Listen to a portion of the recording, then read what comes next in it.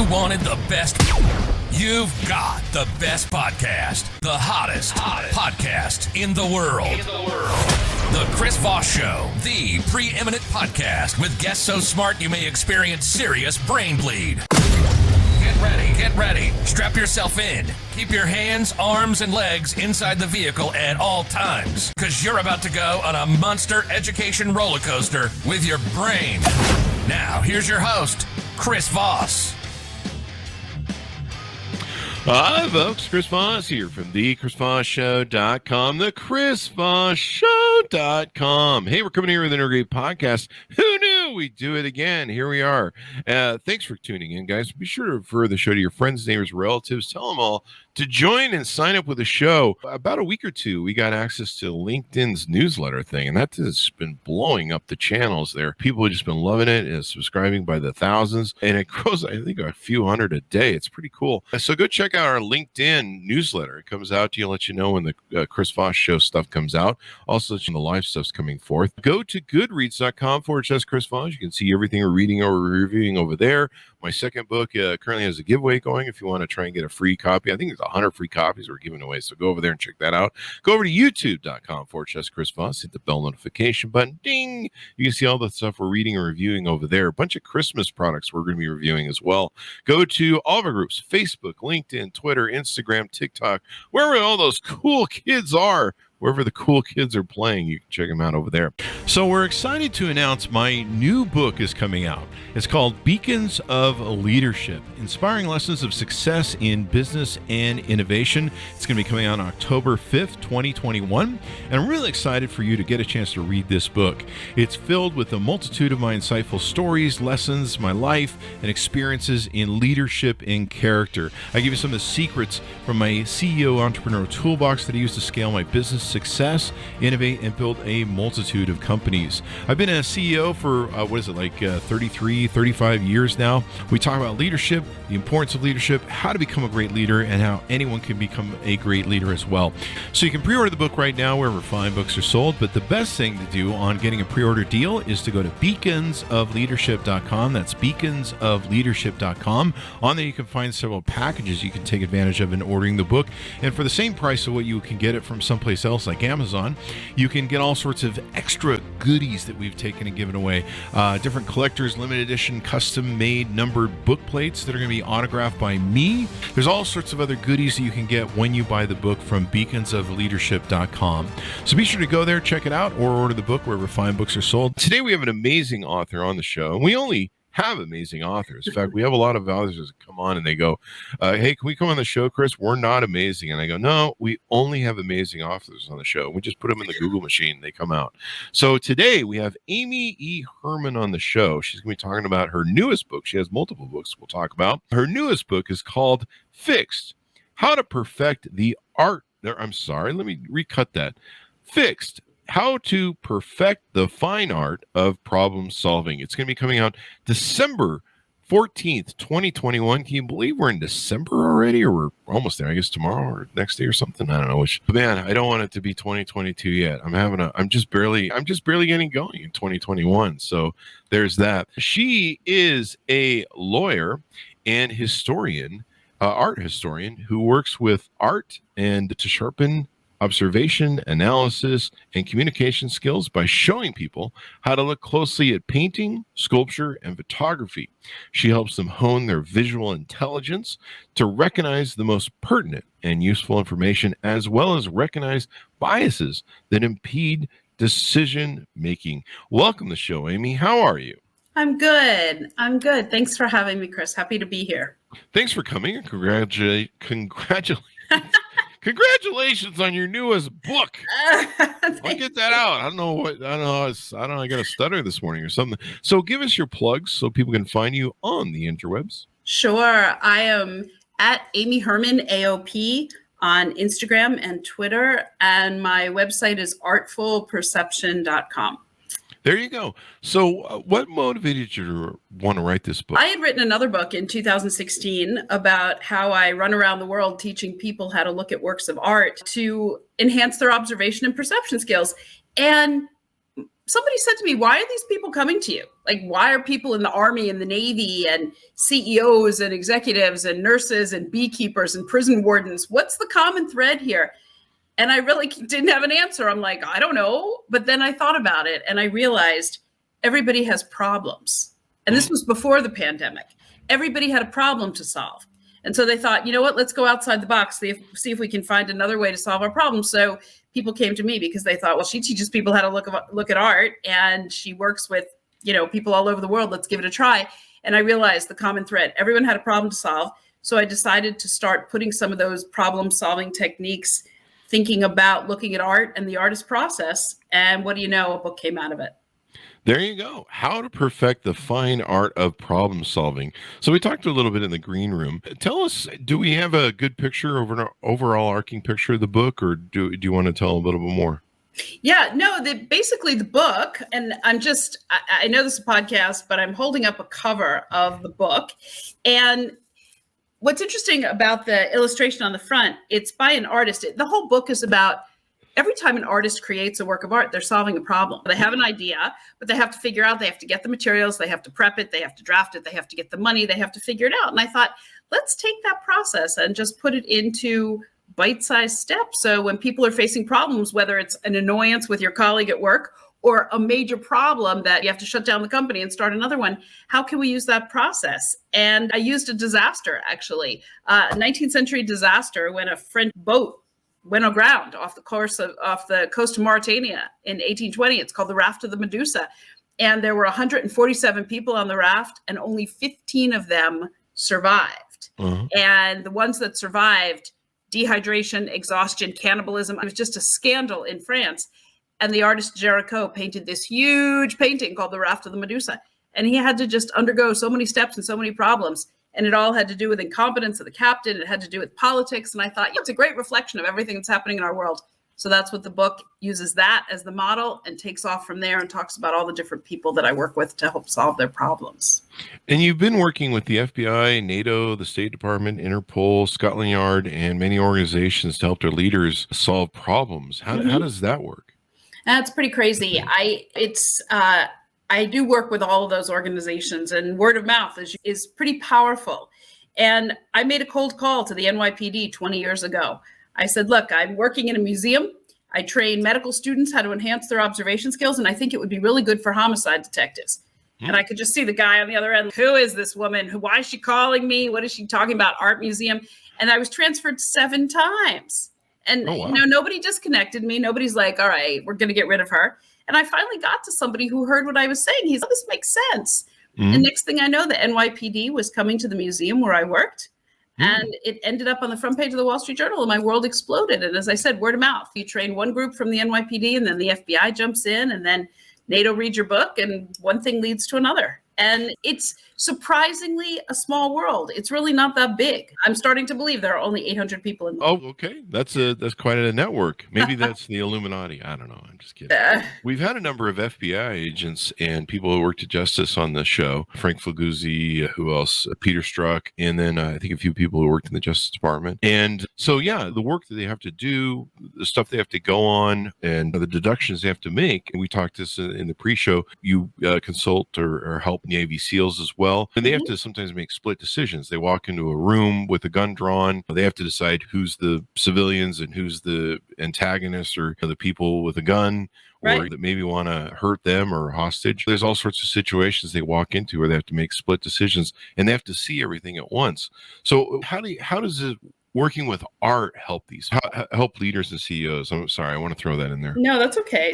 Let's start by saying that nobody ever has a complete picture.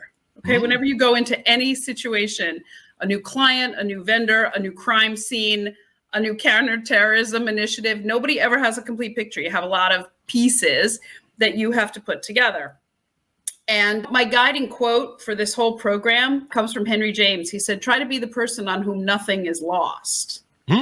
Try to be the person on whom nothing is lost. So basically, the example that I'll give you is I had a group of counterterrorism cops, counterterrorism officials at the Frick Collection, and I was showing them a painting. It's called The Purification of the Temple.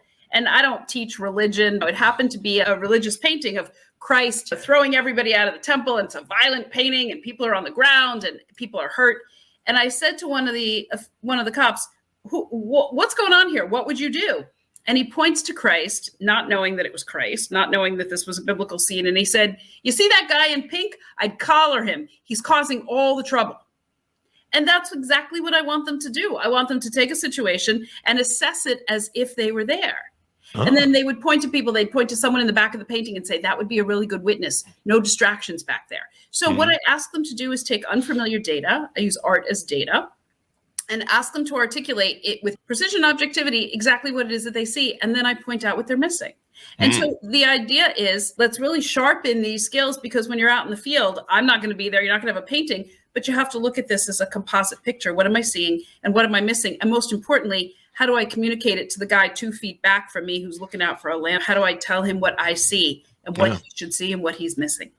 And this can apply to CEOs and business as well, being able to take in information, store a library, look at different data. One of the things I wrote about in my book was my ability to see a lot of things and take in a lot of data, and also be able to process that in a way where I could get outside of the box. And I don't know if you studied like out of the box sort of theory, or the nine dot experiment, or I can't remember what it's called, the 9 dot thing, where you put 9 dots and you have to connect all 9 dots in kind of a box pattern, where you have to draw 4 lines without lifting your pen. And it's something I learned a long time ago, but I didn't realize at the time that I saw things out of the box. I see things in the format that they are, which is really weird. And I see the archetype behind them, or I seek the archetype behind them and why they're constructed that way. And most people don't. They just, oh, okay, this is what, if you hand them something, that's what they have. But using that in a business format and being able to see it has always helped me innovate, because I always look at things and go, how can it be better? How can it be done different? Even stuff I created, one of the challenges I had was being able to get outside of my own box of some sort of innovation or business process that I created, and then being able to a year or two go back to it and go, why did I design this way? Why does it work this way? Is there a better way to do it? And so there's a lot of business application for this too, I think, for CEO and business people. Absolutely. Absolutely. And what you're talking about is a term that I use. It's the title of my first book. It's called visual intelligence. Visual intelligence means 2 things. It means, how do we filter out all the noise? How do we see what matters? Because we're bombarded, as you said, with social media and text and emails, and we're just bombarded with stuff. So how do we really get to the heart of what it is that we need to see? But also for CEOs and business leaders, the idea of visual intelligence is seeing what other people don't. How can you see what other people don't? Sometimes it's right in front of your eyes. And as we were talking about, there are things that you see that other people don't. But how do we leverage that? How do we take that and use it to our company's advantage to say, I see this as potential opportunity? But the key to all of this, Chris, is being able to articulate it. It's one thing to see it, but how do you articulate? Because if you can't, it goes nowhere. Yeah, you're just collecting information for nothing. Exactly. And you actually wrote a book called Visual Intelligence in 2016. Yes, I did. Yes, I did. Visual Intelligence, Sharpen Your Perception, Change Your Life. I'm going to have to read that one too. We talked about how, I think this is brilliant. Now you're going to make me look at art in a whole different way. Like, I'm actually probably going to get interested in art, where I'm just not a big art fan. I like beautiful art and people who are artistic. I've never really been like, I'm going to go look at a Monet, but maybe now I will, because now I'll be like, hey, should I talk to that guy with the umbrella, or what's going on over there? And I'll probably appreciate it from a whole different level of point of view. But this is really important. We talked pre-show about how when I was young, I'll never forget it. It really hit me. My friend and I, we'd be cruising as teenagers. We'd be driving down the road or going someplace, and I'd be with my business partner, who eventually became my business partner and best friend. And I would be like, "Hey, man, do you see that girl that was over there in that park, and that the store wasn't busy?" And I'd pick up like all this different data and collect it. And my friend would just be like, I didn't see nothing, man. So we're driving down the road. What the hell? And sometimes I'd feel crazy, because I'd be like, man, do I collect all this data? And then later, when I started my companies and had really bad ADHD after starting my second one, a year and a half on top of starting the first one. So I was running 2 companies at the same time, which was just insane, but it worked. But to the detriment of my health, but welcome to entrepreneurism. Right. So I went and saw a psychiatrist and for ADHD and anxiety. And he said, the fact that you collect data and use it for business is the only thing that can keep me from committing you, because if you didn't collect all this data and store it in library. I actually cataloged it. And a lot of it I do subconsciously. And I track trends, I track marketing, I track all this stuff. He goes, if you didn't use this for something, you'd be insane. And so I think that's similar to what you're talking about, what you're doing and what leaders can do regardless of their field. Absolutely. And one of the things that you hit on that I think is relevant is you said, oh, not really an art guy. What I tell people in my program is I don't care if they like art or not. This is not something where let's go look at Monet for an hour. This is about looking at a new set of data. This is about taking the skills. You said when you would go cruising with your friends and you would see something, it's how you apply that. It's not just that you collect it for your own, whatever you need to use it for. This is what you do with that information. So I'm just giving people a way to channel the information that we all have inherent senses of observation to begin with. But I'm just giving them a place to hang their hat and say, you know what, let me use this. And you'd be amazed how many people actually become art people. They say, I hate contemporary art, I hate modern art. I'm like, I don't care. That's not what this is about. This is about looking and seeing, not liking and disliking. And how many of them come away? It's empowering. They're like, that was cool. I love looking at that sculpture and realizing that it actually has professional application for me. What about like abstract art? Can you pick up stuff in abstract art? Yes. And in fact, we break it down. Representational art is about tactic and abstract art is about strategy. Because to look at abstract art, people say, well, I don't get it. And I say, well, that's not the point here. That's not about getting it. It's about what do you see? How would you describe this to me if I couldn't see it? Because think about it. Half our world is abstract. Half the concepts we're talking about. You try to describe what is social media to somebody. Just if you had to describe what is social media, where do you begin? It's an abstract concept that lives someplace else. So we have to describe those things all the time. So usually I save the abstract for a more advanced course, but I use it all the time. A strategy versus tactic is representational. I see 3 trees and 2 monkeys and a dog. And then when you get more abstract, people are like, I can describe this. I can totally do this. And it's strangely empowering. I use the F word. It's a lot of fun. People actually have a lot of fun doing this. And I'll never forget, one drug enforcement task force guy came up to me at the end of the session. He was pretty tough looking and he was a little intimidating. And he said, can I tell you something? And I thought, oh God, here it comes. He said, you kept talking about taking me out of the box. You took me so far out of the box, I know what to look for when I go back in. Wow. That's what I want to hear. Yeah. That's what I want to hear. I'm not trying to change the way people do things. I just want to give them another tool to look at what they have to look at every day. That's interesting. This is basically how my brain works, which is halfway insane. Sometimes I feel insane because I count things, I measure things. It's how I establish trends. It's how I got on Twitter and rebuilt my career after losing my companies during the 2008 thing. Is I listened to trends, and all of a sudden there was this Twitter thing, and I was like, there's something here. Yep. And got into that and all the other stuff. We were talking about the pre-show. Often I've wondered, because I've never been a woman. There's still time. Well, that's news. That's yeah, I know. It's good to know. You know? Yeah, but to my understanding, women take in a lot of information. They're able to do this much easier than men. Is that really a true difference between the sexes, where men are really more singular and they can see something and focus on it, but they can miss the whole big picture? Is that true? And how we see, I see it the opposite. And again, I'm going to sit in the chair of sweeping generalizations. One of my favorite things. I'm going to sit in that chair of sweeping generalizations and tell you that I think that guys see the big picture more often, and women are very detail oriented. Okay. So if I'll be walking with a friend of mine who's a guy, and I'll walk by and I'll say, did you smell that perfume that just walked by? And he'll be like, what perfume? What are you talking about? He's like, I was too busy watching the basketball game up on the screen. What do you mean perfume walked by? I said, somebody walked by wearing very strong perfume. And it's amazing to me that somebody could not smell it. It's in your ether. It's right there. And guys, if they're focused on one thing or a big picture, they're not going to see anything else. But women focus on details in multiple scenarios.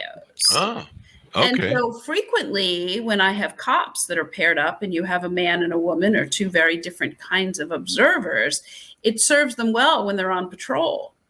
Because when you're on patrol, you're looking at not extraordinary things happening, and you want to catch that one thing. And if somebody's looking at the big picture and someone's looking at the small details, you have a greater chance of catching what's out of the ordinary. Are women taking in more information though? I think they're looking for more information. So, you know, when I'm on this, when I pass people on the street, I'll notice the pattern in somebody's scarf. I'll notice the socks that they're wearing. We'll notice different things. And I can't tell you why there's such a difference in genders, what people notice. And I raised my son here in New York City. And he'd be on his phone and I'd be on the bus and say to him, he was like 10 or 11. I'd say, "Oh, you're so busy on your phone. Did you see the guys that got on the back of the bus?" And he would proceed to describe them to me. So we can't discount what we see in our periphery either, but we just have to be aware of it. Yeah, that's interesting. That's reshaping my theory on, I've always been trying to figure out why I have this crazy brain that takes in all this data. I remember one time, I'm a big story collector. And so I collect stories and I see stories. And I ask, and I'm inquisitive, and I'll get on a plane, and I'll make friends with people in the row. And I do that too. But do you see stories, or do you see the potential for stories that you follow up? There's probably both, right? Yes. Sometimes I'll pass something and I'll say, that must be a great story. Yeah. And I'd have to pursue it. And sometimes you pass something and you say, I need to just write this whole thing down because what just happened is just phenomenal. But there's some people, as Chris, that go through life and don't see any of that. They don't see any of it. Yeah, and that was my setup for the question for you. So an example I had is I would come home. Of course, we had 100 employees, and this at any given time, there's always something going on at the office. And as a CEO, I'd have to deal with a lot of it, and fire somebody today for something stupid they did or whatever. But I would always come home with one of my girlfriends and go and tell her I'd have 3 to 5 stories, and I always have stories. And then she was, the interesting thing about her was she was the manager of Delta flight. And so she would have to jump on planes to cover for people that called in. And so she would literally go to 3 cities sometimes in a day or a shift, and hundreds of people pass through a plane. And so she would come home and we'd sit at dinner, and I'd be like, I'd tell her all my stories, and I'd be like, okay, so what do you got? What happened today, man? You went to Chicago and New York, and what do you got? Nothing. No. Wait. No way. You were like 8 hours. You didn't pick up a story, like nothing weird, nothing. I go into the drugstore and come home with 10 stories. You and me. And she's like, nothing. And she was like my business partner. And my business partner, I'd just be like, is there a hole in your head? And at one point, and this is a joke I've always told, at one point it reached the point where I was like, I'm going to pay someone to kidnap her and hold her ransom for, I don't know, 2 or 3 days, just so that she can come home and tell me a great freaking story. Which is a desperate way to do that. And you're highlighting something that's really very common. You have to be open to this stuff. You have to have not just your eyes open, but I believe you have to have your mind open to want to absorb this stuff. Because some people are shedders. They just want to get rid of everything. And they don't want one more thing to go into their brain. They're shedders. I'll just tell you a very quick story because it had to do with a plane. 2012, I had a massive headache. I'd taught 5 police departments in 5 days. All I wanted to do was get on the plane, plug my earbuds in, and go to sleep and wake up wheels down. That's all I wanted. It does not happen in my life. Who sits down next to me? I thought she was going to be Chatty Betty. She started talking before the plane took off, and I thought, oh my God, my head's going to explode. I have a headache. I don't want to talk to anybody. I'm tired. I have a migraine. I just want to listen to my music. Well, we talked the whole way home. And by the time I get off the plane, my head is cracked in 3 pieces. And I said, it was really nice talking to you. Maybe we'll switch cards, have lunch one day. She said, oh, no, I don't give my card to anybody, but I'll take yours. She said, you're going to write a book for me. I'm a literary agent. I said, I'm not going to write a book. I don't have time to take a shower. She said, oh, you will. And she became her agency is my agency. I don't make a move without my agent. I'm now on my 3rd book. Wow. Men that I met on the airplane. And if I tell you, I am one hair away from putting my headphones in, thinking I'm not talking la, la, la, la. That conversation changed my whole life. Book offers, TV deals, it changed your whole life. So my point to you is you have to be open to seeing those stories around you and to hearing what people have to say, because otherwise I believe some of the greatest opportunities are right in front of our eyes. Yeah, definitely. I've had the same experience where I've gotten on a plane, I'm tired, I'm ornery, I've done a show or an event, and I'm just like, I want some peace and quiet. Don't talk to me. Yeah, exactly. But yeah, I've opened up and reached out. Usually I shake hands with people on the plane and be like, hey, how's it going? Of course, this not is anymore. Pre-coronavirus. Not anymore. The fact that I was on a plane identifies that.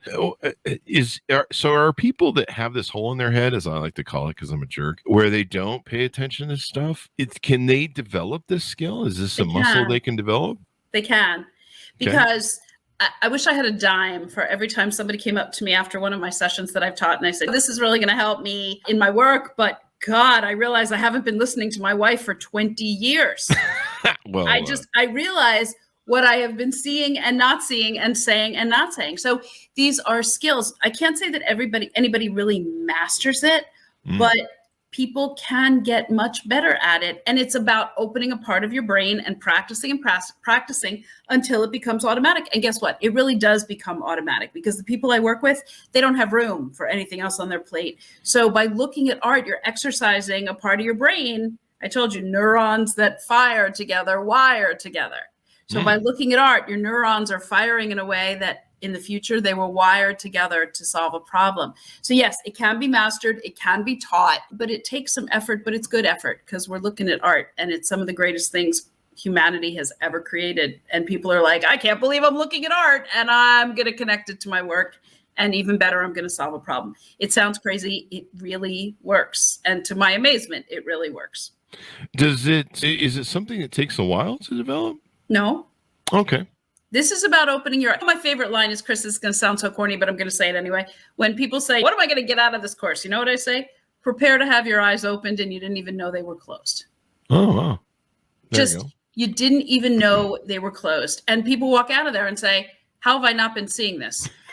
How have I not been doing this? It's really, I'm the first to tell you what I'm doing is not rocket science. I'm the connector. I'm connecting people to works of art to show them how to solve problems. It's really, it's not rocket science. I love it. It's fun. And people have been making art since the beginning of time. We've got plenty of stuff to look at. Yeah, it's just really amazing to me. I've often wondered, this has been like one of these things that for all my life, 30 years of my career, 35 years of my career, I've just been wandering through going, what the hell? And why don't people get this? And how come I see things differently than other people? And am I weird? Am I insane? Am I mad? And some people think you're insane because you're just like, why do you take in all this stuff? Like I'm tired, right? They're like, why do you do this? Is that what it is? It's tiring. What is the motivation for that thinking? Is it the minimalist thing? Like you mentioned that you said they get rid of stuff. Is it a minimalist thing or something? You know, they shed. They shed. Yeah. They shed. I have huskies, so they do that too. They do. Some people, unless you point something out to them, they don't want to be bothered. The majority of people, honestly, they go through life going from point A to point B. And when I point out to them that when you go to point A to point B and you don't even look down the street to see what's point C and point D, you're missing a lot. Not only your own personal safety, you're missing a lot. And sometimes it just takes that gentle nudge and say, you know what? Walk a different way to work tomorrow and tell me what you saw this time. People are like, I can't believe what I saw. It's just walking in a different direction. And I'm not asking you to write anything differently. I'm asking you to train your brain to see the world differently. And the rewards are so amazing that I never have to go back to people and say, are you doing this? Because they are. Is it they don't see value in it, or they're lazy, or they're stupid, or all three of the above? I think it's all the above. I think people, seriously. I don't feel bad at all. No, I think people just need a nudge. And when I say to them, look, you're going to leave here thinking differently about one aspect of your life, and you won't have written one thing down. I don't let anybody write anything down in my class. I'm just going to show you how to see differently. It stays with them the rest of their lives. It's not about me. It's like, oh my God, she opened my eyes. I just looked at a picture. I can tell you all about it. And now I'm going to go out on the street and tell you what my son is doing or what my son isn't doing when he comes home from school. I'm just going to notice things differently. And you'll be amazed how it just makes life better in every. All these people take pictures at dinner and put them on Instagram. And I'm like, what the hell are you looking at your food? Who cares what you're having for dinner? But you know what? It's about looking. It's about appreciating what we're seeing and wanting to share that with other people. So if you want to post your dinner, knock yourself out. Good. Because that's what I do. I post my dinner. I'm one of those people. But I like to wreck other people's diet if I'm wrecking mine. It's a shared destruction. But no, this is interesting. And I think, largely you don't see the value in it. I wrote to my nephew and a big thing on they were just graduating high school, and I wanted to give them some sort of, not an instruction manual, but some sort of like guidance on what the future was. And so I sat down and said, what do I wish someone would have told me when I was their age? What do I wish somebody would have said, hey, you should learn this stuff. And in doing that, I came with this thing. And the one thing I told them was to be story collectors and to go through life and look around, see the sights. One of my problems is I had a hard time I was very goal oriented, and I used to want to punch people in the face that would say, it's about the journey, Chris, not the destination. I'd be like, fuck you. I'm like, I'm into goals. We're going goals. I'm going to get achieving. there and you're not going to stop me. Yeah. And like the journey, annoying. But I'm going to get to the goal. And I missed a lot of stuff. I don't think I missed a lot of stuff in life. I paid attention.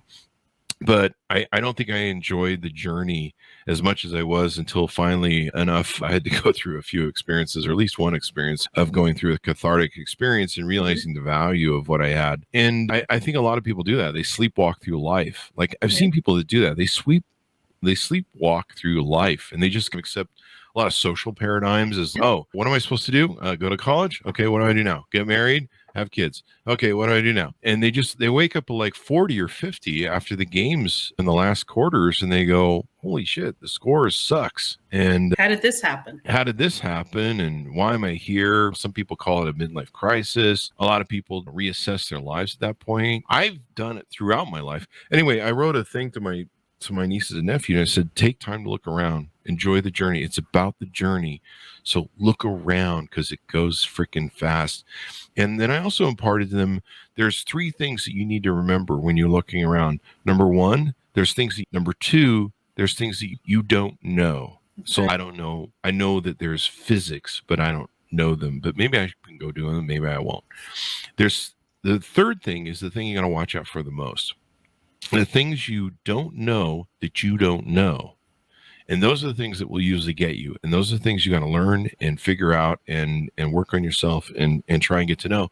And maybe that's a lot of what you're doing with people, teaching them to learn about what they don't know, or what they don't see in the picture of the art. That's exactly.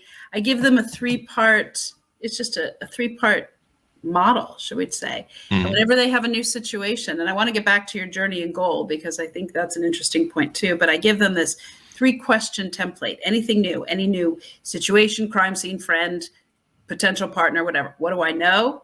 What don't I know? And if I had the opportunity to get more information, what do I need to know? What do I need to know? What do I need to know? Like so that. What do I know? What don't I know? And say, how do I know what I don't know? Identify what's missing. What is missing about this? And then if I had the opportunity to get more information, what do I need to know? But to go back to what you said about the journey, I'm with you about 95% of the way. I'm going to say that when I'm showing people about looking at works of art, it's not only enhance their life and make things better, which it does secondarily. I want to help them with their work. So they can be goal-oriented. And this expansive way of looking takes them from this, I'm showing you myopia, to broadening their vision. So it helps them with their goals, but they're seeing more along the way. Because imagine if you said, you know what, I had this really terrible problem at work. I couldn't solve it. But then I went and I took this art course for 3 hours. I walked around the museum with this crazy woman. We looked at works of art. I came back. I was able to solve the problem. But now I'm going to see things in a broader way. It's win-win. You can solve your problems. You can still have your goals, because for most people, they're not going to get rid of their goals, but give them a broader way, not only to approach the problems and the goals, but a better way of seeing along the way. Yeah, it's really important. I love this stuff because, like I said, for a long time, sometimes I just go, maybe I'm just insane. And that's just really the whole problem. And why do I believe all this crap? And why do I collect all this data? And what does it all mean? Because it makes things more interesting for you, too. Imagine if you didn't collect all the data. What would you think about? It does. I have people in religions that don't appreciate certain art. They won't. The statue of David, because it's nude, it's like evil. So they won't look at it, appreciate it, go to an art facility for it. And other things, like there's a lot of great rated R movies that maybe there's some sex and gratuitous violence in it, maybe, but there's still a lot of really beautiful art in movies. Absolutely. And so I'll tell people, I'll be like, you're missing so much of life. Like life is this beautiful kaleidoscope of just so many different things. This great catalog of so many different things. And people are just like, oh, I don't know. I'm just going through life. You know what? Looking at art gives them a foothold, because art is everywhere. It's on the street. It's public art. It's graffiti. It's a billboard. It gives them a foothold to say, hey, did you see that? Did you notice that? No, And which is what I'm usually saying all the time. exactly. But you know what you said, and not to sound too corny in an overarching kind of way, we only go around once. Let's make it as interesting, as intense as we can. Because who wants to live a life of plain vanilla? What? Look around. Look at these people. Look at the color of their scarves. Did you see his beard was pink? Like it just bold underscores and italicizes otherwise boring font. I like the analogy that it makes boring font look good. It does. Just make it bolder. Just say something. And I was on the bus with my son one day. My poor son grew up with this. We've been talking about this and looking at art slides because kids have no filter. He'd be like, "That's a boring slide, Mom. Don't show it." And one day we were on the bus and we were looking out the bus here in New York City, and I saw all these people gathered on the corner. And my program is called The Art of Perception. That's what I teach. And so I look out the window and I say to him, "Ian, what do you think all those people are doing on the corner? Why are they all looking up?" And he turns to me with all the attitude of a 10-year-old and he says, "Can we just not art of perception today? Can we not do this?" And I'm like, "Buddy, I was just asking, why do you think those people are on the corner?" He's, "No, don't trick me. You're not doing this with me today." But you know what? It's given him, I think, whether he'll ever admit it or not, a great lens and filter to see his world, to constantly be asking questions about what is that. Do you think as a parent, this should be something important you should teach your child? Absolutely. Because to me, it would make all the difference in their life. It's absolutely. And as a parent, it's not just about seeing, it's what do you hear? What's that tension in the air? How do you keep yourself safe? And it's that sixth sense. First time my kid took the subway, I was, of course, like in New Orleans teaching, and he wanted to take the subway. He was 11 years old, and I'm breathing until he calls me. And he calls me, and I said, "How was your first subway ride?" He said, "Something weird happened." And I'm thinking, oh my God, what happened? He said, "You know what? I got on and the conductor announced that the train was going express instead of local." And I thought, oh my God, my kid's going to end up at the end of Brooklyn. I said, "What did you do?" And he said, "Duh. I got off and I waited for the next train." It's about your situational awareness, understanding what you're going to do. How do you observe? And I said to him, "Buddy, if your earbuds had been in or you had been playing some game and you didn't hear the conductor, you'd end up at the end of the line somewhere where you didn't know you were." It's about engaging in the world around you. And that's what this teaches people to do. And it's situational awareness is what I learned from people talk about that in the policing field. Yes. Situational awareness, walking into things. And I think I talked about it in my book, being able to look at things and out of the box thinking. That's really what a lot of this is, being able to see outside of the paradigm, outside of the box, and being able to understand everything. Because imagine a lot of crime scenes, when you come upon them, there might be a bullet over there that you need to identify that, oh, there's the bullet of whatever, or maybe there's a gun somewhere on the scene that you need to recover, or there's probably all sorts of different evidence based, all the different things they do with evidence. But as a CEO and an innovator and looking at systems and models and business models, there were a lot of times where I built a systems model for processing business, whether it's some sort of thing where, customer order to customer fulfillment, some sort of process you have in your systems, and you would design them. And then maybe a year or two later, some sort of change would happen or model of business would happen. And then all of a sudden stuff doesn't work anymore. And you're like, wait, this worked for years. Now it doesn't work anymore. And it's one of the challenges you have as a entrepreneur, because the markets change or stuff changes. But yeah, a lot of this can really be used in business and just in life, just in general life. So you can teach it to your kids. So parents should maybe teach it to their kids and let them master it or at an early age. And you know what? There's one other thing to add about this parenting, using this and adapting it for parents. Don't just see what don't just tell your kids, what are they doing? What are they not doing? What are they not telling you? That is as important. When my son used to come home, I'd say, all right, tell me one thing that caught your eye today that you wouldn't necessarily tell me when I said, how was your day? And when we talk about what we don't see, it's called the pertinent negative. I don't tell kids that. But what is not happening? What are your kids not saying? What are you not seeing?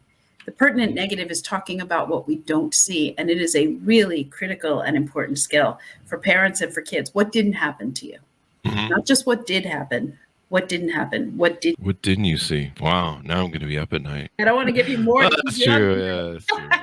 I'm up at night thinking also, what didn't I do today? And then I'm usually emailing myself what I didn't do. You're like, dude, you didn't take out the garbage and you didn't. I send myself notes all the time in the middle of the night because I tell myself it's the only way I can get back to sleep is if I get rid of what's plaguing my brain and send myself notes. So. Yeah, I learned that a long time ago too. Write stuff down or send yourself notes because otherwise you just spend all night your mind is Tossing it over, reminding you, saying, right? how am I going to remember this in the morning? Yeah, that's what I realized. My mind was going, hey, you're going to forget this crap, but we're going to haunt you with it. That's really important. That's really It is. important. This has been really insightful, mainly because you validated that I'm not insane, or I'm just half insane, maybe. I don't know. Happy to do that. There you go. Anything we haven't touched on about the book that we should tease out? No, I'm really excited about the book. Writing a book is like having a baby. You get nauseous, you get fat, you think about it, you can't get enough air into your lungs. Then you go into hard labor and the thing is born. And I'm at the stage now, it has 10 fingers, it has 10 toes. But you hope that when you put a book out there that it's going to do some good in the world. That like a kid, you put a kid in the world, you hope that it's going to make the world a better place. That's what I hope about this book. And what you said is true. I think it's applicable for everybody from CEOs to parents to investigators to doctors to anybody who has a problem. And it's really been an honor for me to work with all these people. And I'm glad I've been able to put it on paper to help people try to solve their problems. I hope that makes sense. It's awesome. Give us your plugs so people can find you on the interwebs and get to know you better. Excellent. On Twitter and Instagram, I am at Amy Herman, AOP. And that's for Art of Perception. And then on my website, I'm at artfulperception.com. And all my books are available at artfulbooks.com. There you go. There you go. So thanks for coming on the show. We certainly appreciate it and spending some time with us. This has been really insightful. Thanks for having me. It was great talking to you. And yes, I can say absolutely, you're not insane. Close, but you're not insane. Close. I don't know. There's some other things that might make me insane. I don't know. But thank you for coming on. Thanks, Monis, for tuning in. Order up the book. You can get it on pre-order December 14th, 2021. It's going to come out. You can pre-order it and be the first one to say, hey, I read it and got it. Fixed. How to Perfect the Fine Art of Problem Solving. I'm going to read her other book that she has, Visual Intelligence, as well. That sounds like something I want to dig into. Go ahead and order the book wherever fine books are sold. Be sure to see the video version of this. Go to youtube.com/Chris Voss. Hit the bell notification button. Go to goodreads.com/Chris Voss. See everything we're reading and reviewing over there. Go to all of our groups, Facebook, LinkedIn, Twitter, Instagram. Subscribe to the new newsletter over on LinkedIn. And that's about it. Be good to each other, and we'll see you guys next time. So we're excited to announce my new book is coming out. It's called Beacons of Leadership, Inspiring Lessons of Success in Business and Innovation. It's going to be coming out on October 5th, 2021. And I'm really excited for you to get a chance to read this book. It's filled with a multitude of my insightful stories, lessons, my life, and experiences in leadership and character. I give you some of the secrets from my CEO entrepreneur toolbox that I use to scale my business success, innovate, and build a multitude of companies. I've been a CEO for 35 years now. We talk about leadership, the importance of leadership, how to become a great leader, and how anyone can become a great leader as well. So you can pre-order the book right now wherever fine books are sold, but the best thing to do on getting a pre-order deal is to go to beaconsofleadership.com. That's beaconsofleadership.com. On there you can find several packages you can take advantage of in ordering the book. And for the same price of what you can get it from someplace else like Amazon, you can get all sorts of extra goodies that we've taken and given away. Different collectors, limited edition, custom made numbered book plates that are going to be autographed by me. There's all sorts of other goodies that you can get when you buy the book from beaconsofleadership.com. So be sure to go there, check it out, or order the book wherever fine books are sold.